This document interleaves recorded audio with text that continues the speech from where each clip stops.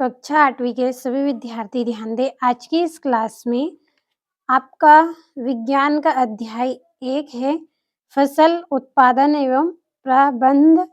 तो इसके कुछ महत्वपूर्ण प्रश्न हम आंसर सहित इस वीडियो में कंप्लीट करेंगे। पूरे मोस्ट इम्पोर्टेंट क्वेश्चन इस अध्याय में से आपसे कौन-कौन से पूछे जाते हैं, ये हम आज इस वीडियो में कंप्लीट करेंगे। तो आपको पूरा वीडियो लास्ट तक देखना है ताकि अच्छे से आप इनको कंप्लीट कर सके। तो बिना किसी देरी के हमारे पहले प्रश्न को पढ़ते हैं।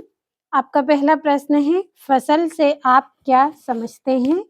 फसलों को कितने वर्गों में बांटा जा सकता है? तो हमें प्रश्न को अच्छे से ध्यान से पढ़ना है ताकि हम समझ सकें कि किस तरह से प्रश्न का उत्तर हमें लिखना है। तो एक बार फिर से हम प्रश्न को पढ़ेंगे।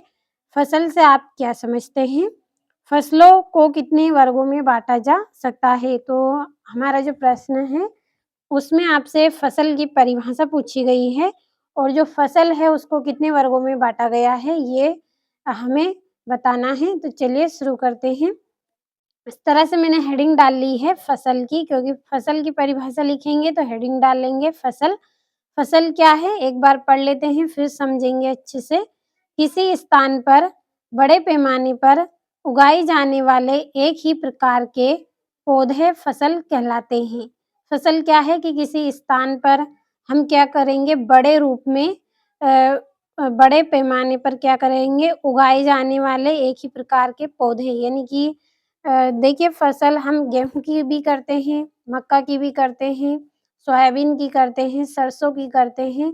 इस तरह से इन पौधों को क्या है हम बड़े पैमाने पर यानी कि अधिक मात्रा में इनको जब हम उगाएँगे तो इन सब पौधों को हम क्या करेंगे, बड़े रूप में यानी कि बड़ी जगह पर हम इन सबको उगाएँगे तो उसे हम क्या बोलेंगे, फसल कहेंगे। तो परिभाषा अच्छे से समझ में आई होगी आपको फसल की।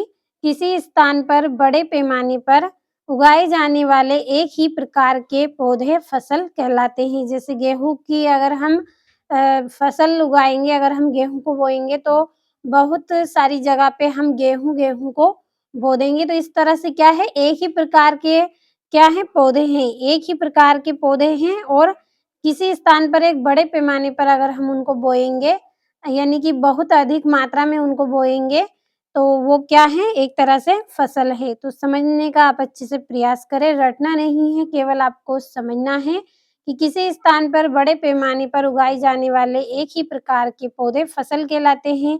उदाहरण के लिए आप मान लीजिए जैसे हम प्याज बोते हैं, लहसुन बोते हैं, तो ये सब आपने देखा है कि खेतों में बहुत बड़े-बड़े खेतों में हम एक खेत में प्याज बो देते हैं, लहसुन बो देते हैं।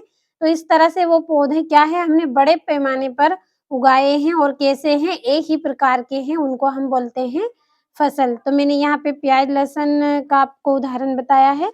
गेहूँ भी बोते हैं, इसी तरह से मक्का भी बोते हैं। सब कुछ हम इसी तरह से बोते हैं, उसे ही हम क्या बोलते हैं, एक तरह से फसल हम उसको बोलते हैं। लेकिन जो प्याज, लहसुन है उसको हम फसल कम बोलते हैं। उन्हें हम जो गेहूँ है, मक्का है उसे हम अधिकतर फसल बोलते हैं। लेकिन उगाते हैं हम उनको भी इसी तरह बड़े पैमाने पर और एक ही स्थान में एक ही प्रकार के पौधों को हम उगाते हैं। तो इस तरह से उसकी भी फसल ही उगाई जाती है, लेकिन अधिकतर गेहूँ, मक्का है, सोयाबीन है, उसको ज़्यादा फसल बोला जाता है। अब देखिए फसल की परिभाषा हमने समझ ली कि किस तरह से फसल की परिभाषा है। अब हम क्या पढ़ेंगे, फसलों को कितने वर्गों में बाँटा जा सकता है। तो फसलों का वर्गीकरण अब हम पढ़ेंगे। तो फसलों का वर्गीकरण किस तरह से किया जाता है, फसलों को 2 वर्गों में बाँटा जा सकता है। जो फसल है उसको क्या है 2 वर्गों में बाँटा जाता है। कौन-कौन से 2 वर्ग हैं? पहला है खरीफ की फसल। खरीफ की फसल, खरीफ शब्द यहाँ पे बड़ा है, तो खरीफ की फसल जून से सितंबर के बीच यह फसल बोई जाती है। तो इसमें धान, मक्का, सोयाबीन, मूँगफली, कपास इत्यादि फसल आती है। जैसे ही जो बारिश का टाइम शुरू होता है, उसके साथ वर्षा होती है, अधिक वर्षा हो जाती है, तो उस समय जो सबसे पहली फसल बोई जाती है, सबसे पहली फसल हमारी कौन-सी बोई जाती है?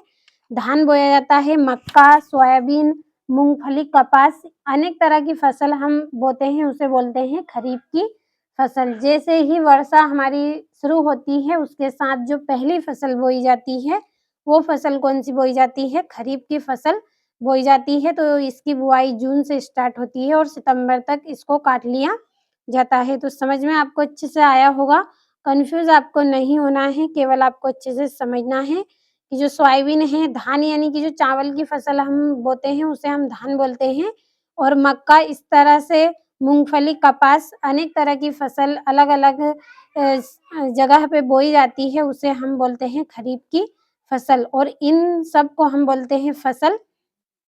अगला है आपका रबी की फसल। रबी की जो फसल है, यहाँ पे रबी शब्द क्या है? छोटा है और गेहूँ शब्द भी क्या है? छोटा है। तो जो गेहूँ शब्द है, ये जो हमारा जैसे अक्टूबर से मार्च के बीच अक्टूबर से बोई जाती है और मार्च तक यह फसल काट ली जाती है। तो इसमें गेहूँ आते हैं, चना आते हैं, सरसों, अलसी एवं दालें इत्यादि की फसल आती है, उसे हम बोलते हैं रबी की फसल। तो ये जो हमारी फसल है, ये अक्टूबर से शुरू होती है इसकी बुआई और मार्च तक इसको काट ली जाती है। तो आप इस तरह से भी याद रख सकते हैं कि जो पहली फसल है, जो शुरू में बोई जाती है, वो है खरीफ की फसल और जो बाद में बोई जाती है, जो दूसरे नंबर की है, वो क्या है आपकी रबी की फसल।